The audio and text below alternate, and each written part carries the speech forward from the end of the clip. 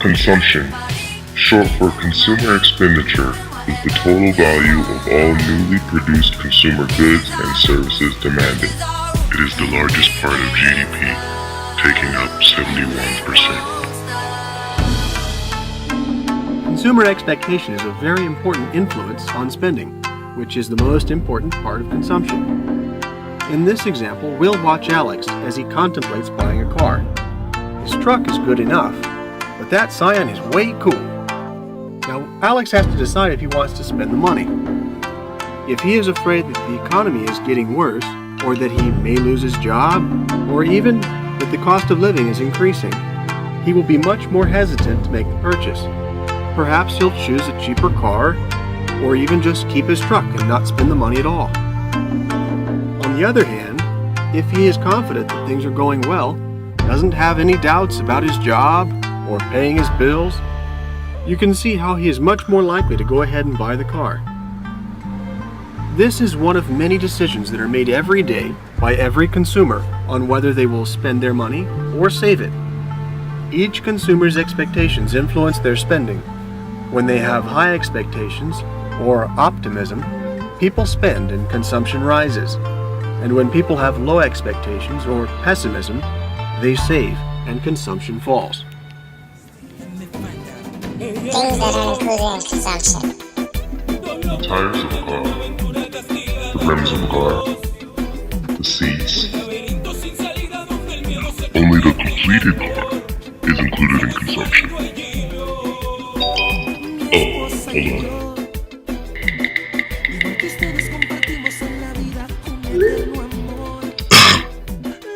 Oh, and buying a new house is also not included in consumption.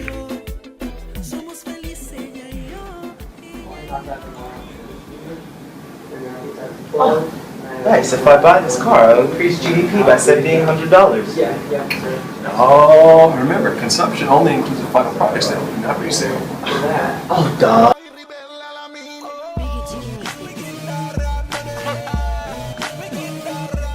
To illustrate how wealth ties into consumption, we're going to use an example.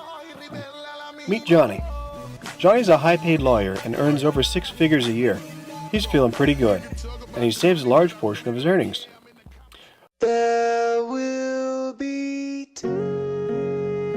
But Johnny lost his job. He no longer has an income to spend. Fortunately, Johnny has been saving up money and has a lot of savings that he's accumulated over the years. Johnny doesn't have to change his spending habits because he can draw upon the wealth he's accumulated. By depleting his savings, or wealth, Johnny continues to spend at the same rate and live the same lifestyle. To put it most simply, wealth is another means of spending aside from income. And because spending is the biggest part of consumption, it is therefore considered a determinant for consumption. Now we will explore the relationship between real interest rates and consumption. This is a controversial topic. Many have surmised that as rates rise, consumers will have a greater incentive to save, as they will earn more in savings, so consumption must fall as rates increase. However, studies and real-world statistics actually show a different story. As interest rates rise, there is a small but measured rise in consumption. Malhal Nabar, an economist at the IMF, recently conducted studies on interest rates and household savings and the effect on consumption. He pointed out that as rates fall, financing becomes cheaper, thereby reducing the cost of taking on consumer debt. However, savings rates are also low, which in turn make it necessary to set aside more income towards savings to earn the same return.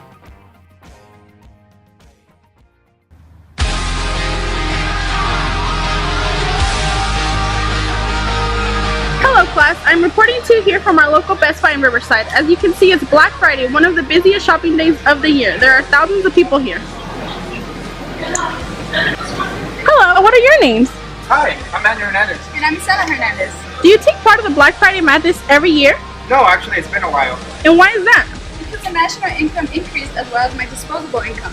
So since your disposable income increased, you were able to spend more money? Yeah, we actually get to buy this TV we always wanted. Thank you so much for your time. Enjoy the rest of your night. Thank you.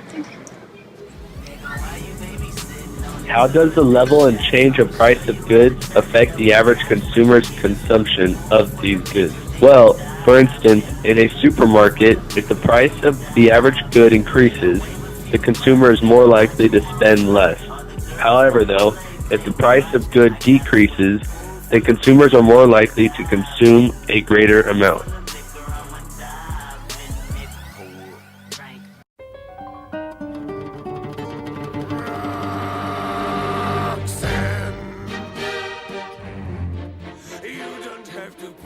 One of the determinants of consumption is the preference of society. Each individual person has to make a choice to consume on everyday goods necessary to live or goods used for leisure.